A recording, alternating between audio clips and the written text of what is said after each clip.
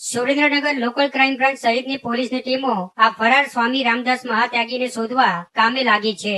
થાનગઢમાં કૃષ્ણ ગૌશાળા અને અનસોયા આશ્રમના લાભાર્થે ટિકિટ વેચાણ કરી 3 કરોડની છેતરપિંડીના કેસમાં થાનગઢ પોલીસે 7 ઇસમો સામે કાર્યવાહી કરી 5 ઇસમોની અટકાયત કરી હતી. જેમાં વિજય સંકટ મોચન હનુમાનજી મંદિરના મહંત રામદાસ મહાત્યાગી સામે પણ ફરિયાદ નોંધવામાં આવી હતી. ત્યારે થાનગઢ પોલીસ દ્વારા આજે આરોપીઓના રિમાન્ડ માંગી અને 2 દિવસ કસ્ટડીમાં રાખી અને પૂછપરછ કરવામાં આવી રહી હતી. ત્યારે થાનગઢ પોલીસ સ્ટેશનની કસ્ટડીમાં રહેલ સ્વામી રામદાસ મહાત્યાગીએ છાતીમાં દુખાવો થતો હોવાનું બહાનું કાઢ્યું હતું.